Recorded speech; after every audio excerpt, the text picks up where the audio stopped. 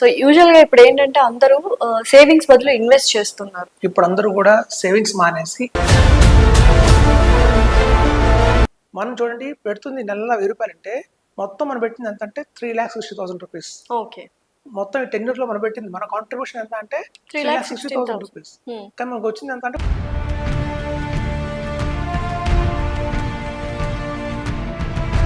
Mutual funds లో confirm గా మనకు ఇంక్రీజ్ అవుతూనే ఉంటది అన్న ఆలోచన ఉండదు. చాలా మందికి డౌన్ అవుతుంది, మార్కెట్ రైజ్ అయినప్పుడు రైజ్ అవుతుంది అన్న ఆలోచనలో ఉన్నారు. సో మరి అది కరెక్టే అంటారు? అప్ అండ్ డౌన్స్ ఉంటాయి.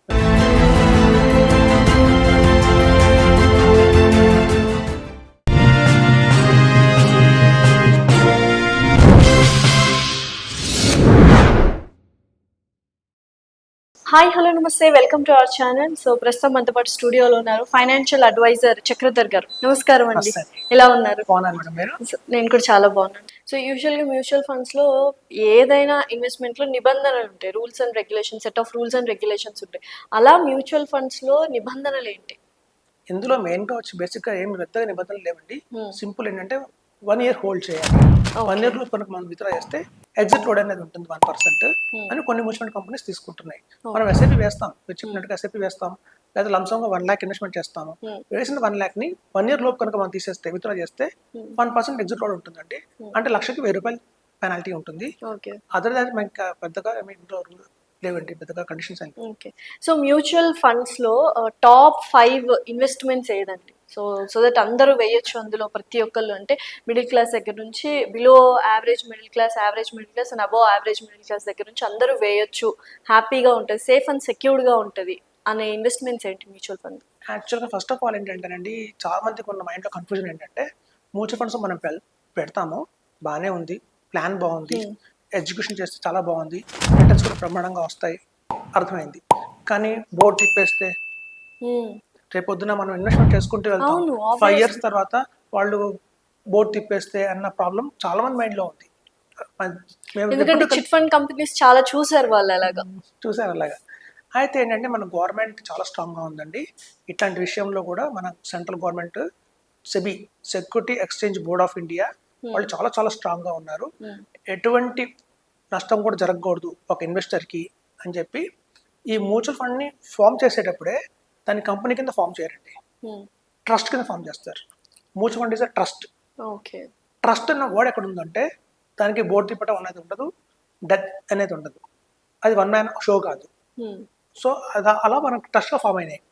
ఇప్పుడు చూడండి, మంచి ఎగ్జాంపుల్ చెప్తాను. ఫిడిలిటీ అనే కంపెనీ ఉంది. ఫిడిలిటీ యుఎస్లో టాప్ 2 కంపెనీ, చాలా పెద్ద కంపెనీ, వరల్డ్ వైడ్గా చాలా ఫేమస్ కంపెనీ. ఆ ఫిడిలిటీ వాళ్ళు ఏం చేశారంటే 2006, 2004 ఆ టైంలో ఇండియాలో కూడా చాలా యూత్ పాపులేషన్ చాలా ఉంది. ఇక్కడ కనుక మనం మ్యూచువల్ ఫండ్స్ స్టార్ట్ చేస్తే, మనం చెప్తే జనాలకి మనకు ఒక మంచి బిజినెస్ ఆపర్చునిటీ ఉందని చెప్పి ఫిడిలిటీ ఇండియాకి వచ్చి ఫిడిలిటీ ఈక్విటీ ఫండ్ అని చెప్పి మ్యూచువల్ ఫండ్స్ స్టార్ట్ చేసింది. ఇక చూడండి, నేను చెప్పినట్టు ముందుగా ట్రస్ట్గా ఫామ్ అవుతాయి ఇండియాలో. ఇవన్నీ ప్రాఫిట్ ఓరియంటెడ్ కంపెనీస్ కావు, మెయిన్గా first of all profit oriented companies కావు. కాబట్టి ఏంటంటే మొత్తం సర్వీస్ ఓరియంటెడ్గానే ఎక్కువ ఉంటుంది, ప్రాఫిట్ అనేది చాలా తక్కువ మార్జిన్ ఉంటుంది.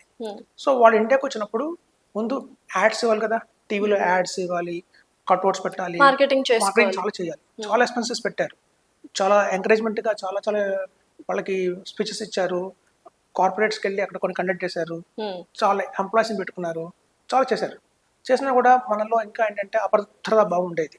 అంటే ఏమో మునిగిపోతుందేమో, కొత్త కంపెనీ పేరు వెళ్ళలేదు. అలా వాళ్ళు ఒక 4 years చూసిన తర్వాత వాళ్ళకి అర్థమైంది ఏంటంటే ఇండియాలో ఇంకా అంత జనాలు ఎడ్యుకేట్ కాలేదు, మొగ్గు చూపించట్లేదు, ఇంకా అంటే గోల్డ్, రియల్ ఎస్టేట్ ఇట్లాగే ఉంటున్నారు. కాబట్టి ఇంకా మనకి అనవసరం ఇంకా మీద చేయటం అని చెప్పేసి ఇప్పుడు ఆ కంపెనీ వెళ్ళిపోతూ ఎల్ఎన్టీకి ఇచ్చింది. సో ఫిడిలిటీ ఈక్విటీ ఫండ్ కాస్త ఎల్ఎన్టీ ఈక్విటీ ఫండ్ అయింది. సో అలా క్లోజ్ చేసేయలేదు. మనం చాలా మంది అనుకుంటారంటే క్లోజ్ అయిపోతుంది ఒక కంపెనీ అనుకుంటారు, అలా క్లోజ్ కాదు, ఇంకో కంపెనీకి ట్రాన్స్ఫర్ చేస్తారు. అప్పుడు మీకు నష్టం, ఎంప్లాయీస్కి ఏ నష్టం లేదు, ఇన్వెస్టర్స్కి ఏ నష్టం లేదు, కేవలం పేరు మారింది అంతే. ఫిడిలిటీ ఈక్విటీ ఫండ్ కాస్త ఎల్ఎన్టీ ఈక్విటీ ఫండ్ మారింది, ఎల్ఎన్టీ ట్యాక్స్ సేవర్ ఫండ్. అట్లా సేఫ్ అన్నమాట. సేఫ్. తర్వాత ఎల్ఎన్టీ వాళ్ళు కూడా 10 years రన్ చేసిన తర్వాత వాళ్ళు కన్స్ట్రక్షన్లో బిజీ అయిపోయారు, ఈ ఫైనాన్స్ వర్కౌట్ అవ్వట్లేదు మనకి అనుకున్నారు. దాన్ని మెల్లగా హెచ్ఎస్బిసికి ఇచ్చేసారు. హెచ్ఎస్బిసికి ఇచ్చేసి ఇంకా వాళ్ళు కూడా వెళ్ళిపోయారు. సో అప్పటి నుంచి దాని పేరు ఏం మారిందంటే హెచ్ఎస్బిసి ఈక్విటీ ఫండ్ మారింది. సో మీరు చూస్తే ఒక కంపెనీ డిజాల్వ్ అయిపోతుంది, స్కామ్ జరగటము, వెళ్ళిపోవటము, అలా ఏం డోర్స్ క్లోజ్ చేయటము అలా జరగదు. ఉండదు. వెళ్తూ వెళ్తూ వేరే కంపెనీ చేతులు పెట్టి వెళ్ళాలి. ఓకే. సో దానివల్ల ఇంపాక్ట్ కూడా ఏముండదు, రిటర్న్స్ అప్రాప్రియేట్గా ఉంటాయి, గెయిన్స్ ఉంటాయి, ప్రాఫిట్స్ అలాగే ఉంటాయి. మేనేజ్మెంట్ తప్పుకుంది అంతే, మేనేజ్మెంట్ వాళ్ళకి ఇష్టం లేకపోతే వేరే వాళ్ళకి ఇవ్వాలి. ఓకే. సో అదే ఫస్ట్. సో టాప్ 5 లో మీరేమంటారు? టాప్ 5 అలా చెప్పకూడదా? అలా ఏం లేదండి. టాప్ 5 అనేది యాక్చువల్గా ఏంటంటే మ్యూచువల్ ఫండ్స్ అనేది చూడండి, ఒక ఫండ్ మేనేజర్ అయితే ఉంటాడు.